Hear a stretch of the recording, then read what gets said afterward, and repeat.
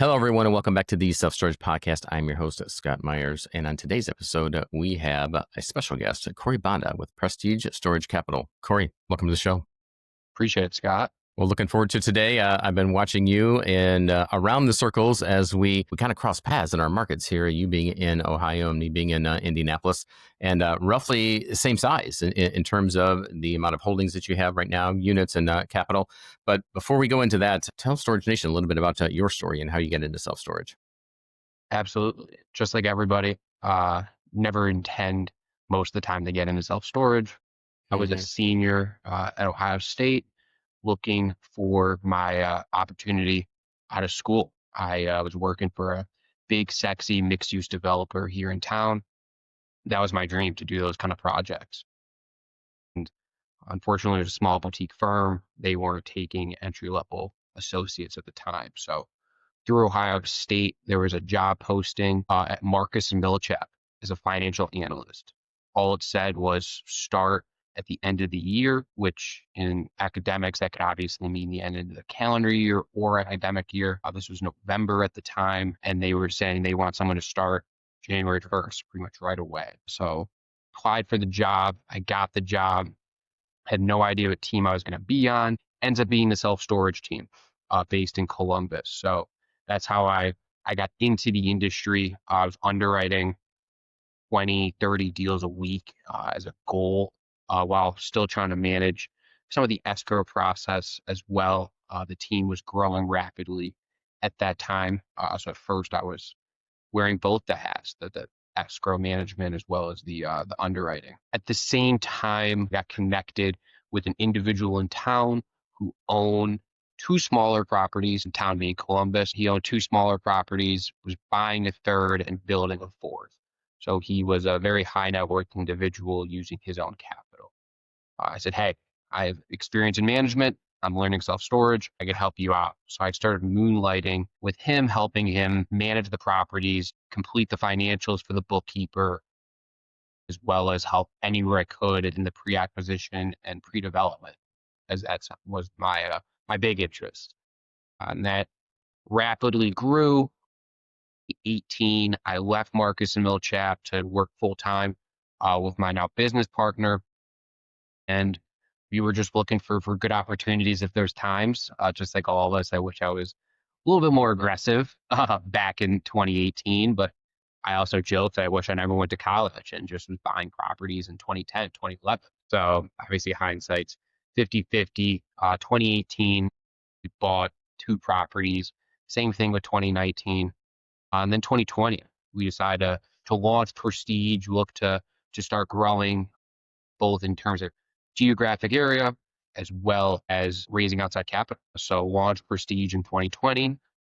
COVID happens. We were under contract on two properties. Both ended up not working out as everyone kind of saw what would happen in the world. But in the back half of 2020, we were able to buy two small portfolios. So we bought probably 8 properties in the last couple months of 2020. And from that point on, from July 2020 until May of 2023, we had at least one property under contract at any given time.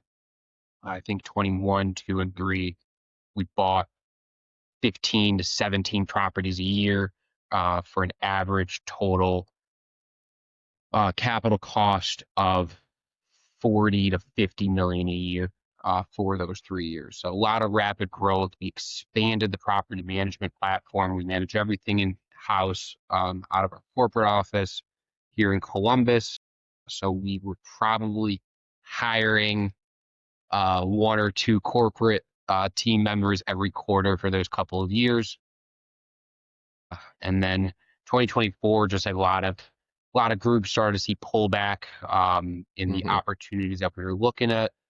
So last year in 2024, we bought 3 properties on a couple third-party management properties, mostly in Ohio, opened a JV, ground-up development in Maryland. And then finally this year, we've seen a couple more better opportunities. We purchased a deal in Michigan last month, or I guess that was in July now, and then a property in Arlington, Texas in August. And then we also sold a property which is really rare for us. Only our third sale ever in July. So it's been a busy start to the second half of the year, and I'm excited to see what the next year or two has in store. So, Corey, 21, 22, and 23, those are some stellar growth numbers.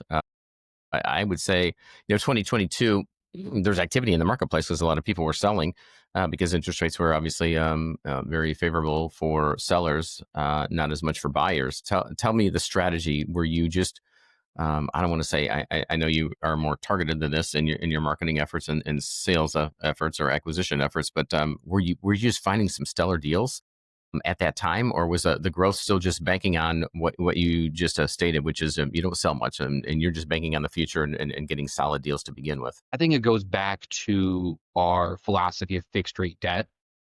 Our Mm-hmm. entire balance sheet, the entire portfolio at this point is fixed, has always Mm-hmm. been that way. So it takes one key variable that changed from 22 to 24 out of the Mm-hmm. equation. People were Mm-hmm. worried about rate caps and other Mm-hmm. short-term loans coming due maturities. We didn't have to worry about that. So some of our growth, specifically as we're getting into that year 2 and 3, might not be hitting the exact pro forma that we were eyeing, but at least we were able to minimize the exposure with the fixed rate debt. A Mm-hmm. lot of those opportunities were off market where we were going direct to seller, Mm-hmm. looking to we're able to move pretty quickly, and we have pretty much our own capital, so that avoids some of the unknown with sellers. Mm-hmm. Mm-hmm. And I noted that you are pretty much vertically integrated. Does that include construction as well as management? You like to control the whole chain. Yep, control the whole chain. So management is obviously what I kind of got started Mm-hmm. in when I first started in the industry, and with Mm-hmm. some of our property size as well as location, being able to manage it ourselves Mm-hmm. allows us to be the best asset managers that we feel that we can be. Of course. And then on the construction side, we've done 4 to 5 ground up developments, as well as probably 5 to 10 expansions. Mm-hmm. So we're very comfortable in the development. We're no experts on it. We're not shaving cost per square foot off by having some sort of secret sauce on the construction side. But we Mm-hmm. enjoy historically doing ground up developments and Mm-hmm. expansions where we see the good opportunities, but we don't really see too many of those in the Mm-hmm. markets that we're looking in today. Yeah. Yeah. And then we also Well, launched our own protection plan that mm, we started internally in 2024. And then we've started to market it softly to third party clients mm-hmm. as well as, like I said, that kind of same soft marketing on Mm-hmm. professional third party management. Mm-hmm. Mm-hmm. Yeah, if you've got the capacity, I mean, it really depends. The team that you build, if you build it for growth or for you build it for what you have in place, sometimes there's still excess capacity in in the chain of the org chart to be able to. At least that's for us. It's always been that had been the consideration to look to third party. Ultimately, we've gone back and forth on it, and we decided to just stay in house. And it seems like if we don't have a competitive edge in a market. In other words, the REITs are gaining all the traffic, and we're spending marketing dollars to try to get eyeballs, and there's really not much to gain in efficiencies, and that's usually the decision for us to hand it off to the REITs, and unless we have a significant footprint in a particular market. But let's chat. I mean, you can't have a conversation in business these days without talking about AI, but especially since you've brought management in house. Self storage is it's like a franchise. I mean, it's a series of standard operating procedures that you can implement and roll out, and it works at most facilities, each one having their own nuances and in the market having nuances. But, we've seen some great efficiencies within this very simple, predictable business model. And that is no easy business, but being able to march out by way of AI is this. Tell me how you're using AI right now within the operation side of the business and what type of results you're seeing. Yeah, I would say we're still very, very infancy stages of it. Just like everyone, I'm sure we utilize ChatGPT to put together a memo or an external email or anything like that, utilizing it more on the quick review and content side. Short term, we definitely see a lot more opportunities with chatbots and phone agents. That's going to be a huge opportunity, especially for a group like ours that does focus on hub and spoke. So we have 17 properties in the Grand Rapids market. that we're able to manage from one hub. So we're incredibly efficient there with how we've been able to streamline our operations, and that's where we're looking to continue to grow it to other markets. We have it in probably 3 or 4 other markets that we operate in, but not in the efficiency that we've been able to establish up there in Grand Rapids. And being able to utilize a not just functional, but a chatbot or phone agent that can excel in a conversation and can really understand, okay, is this just a customer service issue where they got to pay their bill, or maybe they forgot what unit they're in? Or is it someone broke into their unit, the gate's not working, or bigger issues like that, as well as the beginning stages of the sales side of it as well, especially if your all of our sales agents are busy, being able to start to collect some of that basic information. I think that's going to be the next big advancement for us. And then continuing to be able to use it on the revenue management side, having 25, 30,000 units like we have takes a some of the weird pricing groups as well that you have. It takes a lot to be able to look at all those rates in an ever changing market. So being able to utilize that intelligence to spot trends and changes both internally with your occupancy and move in move outs, but to be able to use that AI intelligence as well to scrape data from the web to see what your competitive. I was fortunate enough to speak at the Self Storage Association Asian show in Tokyo a couple of months back. And the operators in Asia have very small facilities. I mean, they are very pressed to find any type of land to be able to build on, or any type of building to convert, and that's throughout most of Asia, and even parts of the Middle East. And so, for that reason, you can imagine the amount of revenue generated per site and or per staff member is crucial, and the ratios are pretty high, and so they're looking to utilize technology anywhere and everywhere they can, just to get that NOI, because the yield per site is difficult if you even just put one person on site, let alone two for these 100 to 150 unit facilities, and Mhm. those are the big ones in the markets. So for that reason, however, what I've seen is I would say they're a little more advanced in terms of utilizing AI at all those levels that you just mentioned, from the chatbots, from escalating from a customer service to the sales side to security, having the entire site covered by cameras that are driven by AI, that also escalates.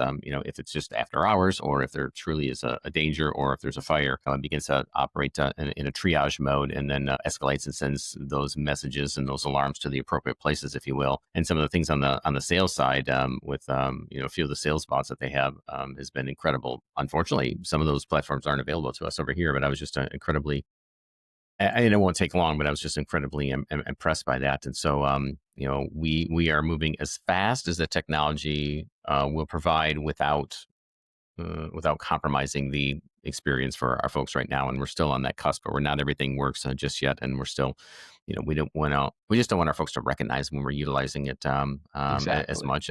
And people are getting there where they're comfortable with it at a certain levels. But when we push the boundaries of where they would expect to hear a person, a true human being, we want to have a human being there. Exactly. My goal even would be to get rid of like the phone tree, the classic phone tree. Hey, welcome Yeah, to Prestige Storage. Press one to rent a unit, two to make a payment, yeah, three to talk to a representative.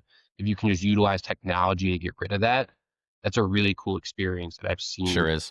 in some other industries. I think I called like ADT, and I was talking to a AI agent before I got transferred, Hmm. and it was seamless.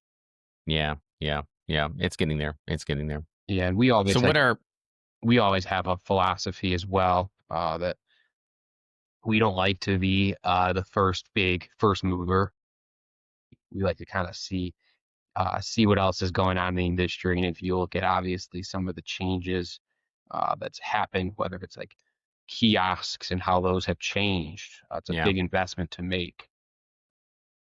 It's a big investment to make when they might hmm be different in a year. yeah. I was comfortable in my 20s and maybe early 30s of being the first mover, but that was a little more bravado, I think, than anything. And now, as I get older, now that I'm over 30, now that I'm over 40, we don't move so fast anymore, and we adopt that same philosophy. So, the growth that you've had, even into it seems like a little bit of a slowdown in 24, but what is 25 going to hold for you for the balance of this year and then heading into 2026, given the state that, when this podcast drops, depending upon what interest rates, if they may be dropping as well, what's Prestige looking to in terms of their strategy for the market right now? Yeah, we're very excited for the future growth. The industry's only going to get more competitive. I don't think you've seen the fallout that maybe some other industries are seeing, some asset classes or that people might have expected. So there's still deals, a lot of equity chasing that. So we're going to continue to grow how we want to grow, 5 to 10 properties to year is kind of our goal. Obviously, we would love to increase that. This year, we've made a lot of changes internally. We finished the rollout of a new property management software, and we switched to Covey for our property management. So we've been able to consolidate a lot of our major third-party vendor softwares pretty much into one.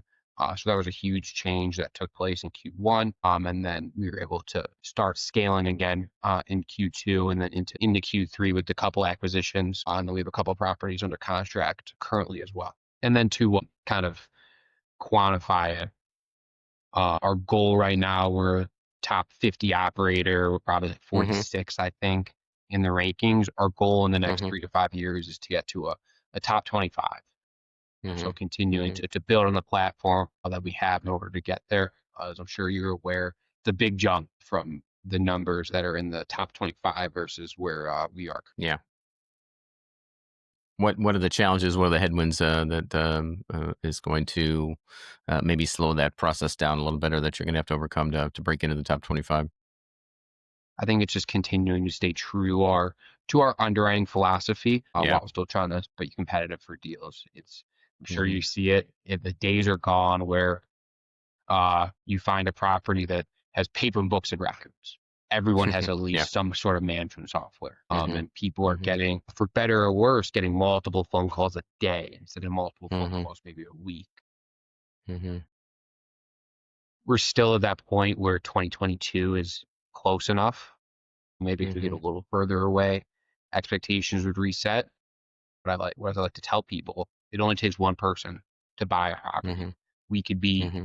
in second place on a bid sheet, but first place can be 10, 15% over us.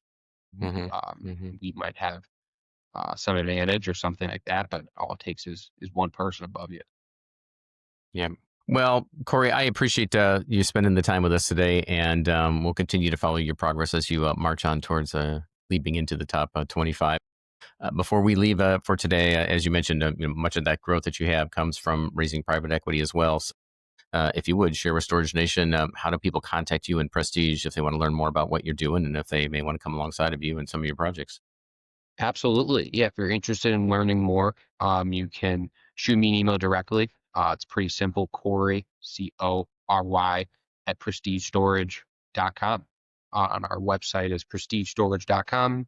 And then our investor website is Prestige Storage Cap. Awesome. Awesome.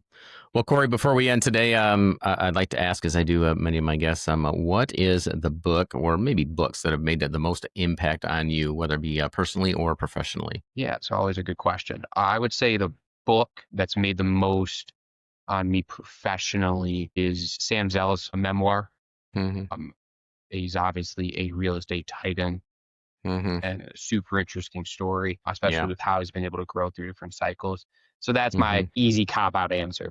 It's a great read, no matter how you slice it. Just a glimpse into that man's brain as to how he operates and the way he looks at things. He is a cut above. He's not just somebody who is going against the grain. That rose up maybe like a Richard Branson, and he isn't somebody like a Warren Buffett that just stuck to the principle. I mean, the guy's just a wicked sharp and just has navigated his business and his career extremely well.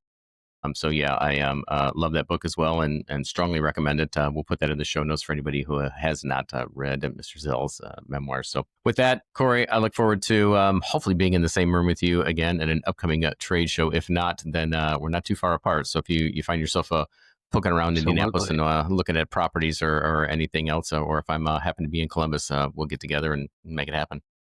Absolutely, Scott. I appreciate it. All right, thanks, Corey. Take care.